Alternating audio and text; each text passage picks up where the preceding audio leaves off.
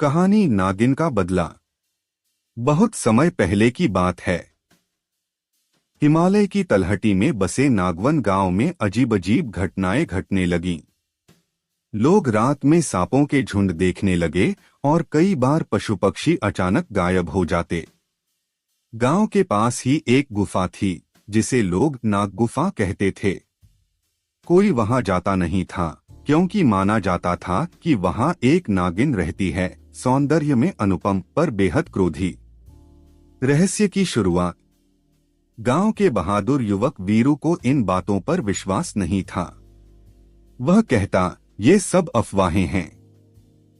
अगर नागिन होती तो अब तक सामने आ जाती।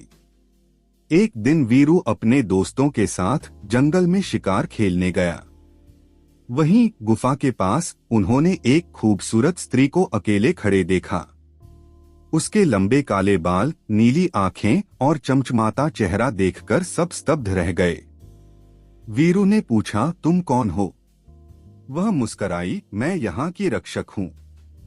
पर यह कोई साधारण स्त्री नहीं थी। यह वही नागिन थी जो वर्षों से अपने साथी नागराज की मृत्यु का बदला लेने के लिए अवसर ढूंढ रही थी।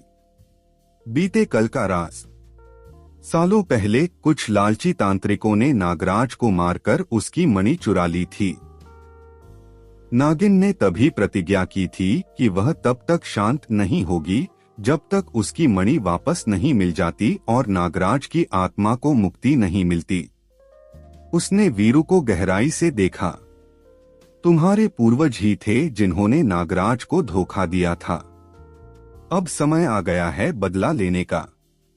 वीरू डर गया पर बोला, मैं तुम्हारे दुख को समझता हूँ, लेकिन मैं निर्दोष हूँ। अगर तुम चाहो तो मैं तुम्हारी मदद कर सकता हूँ। नागिन की आंखों में आंसू आ गए। वर्षों की पीड़ा अब शब्दों में बहने लगी। न्याय की ओर कदम। वीरू ने गांव के बुजुर्गों से बात की। उन्होंने एक पुराना दस्तावेज निकाला जिसमें उस घटना का विवरण था। सचमुच वीरू के पूर्वजों ने लालच में आकर नागराज को धोखा दिया था।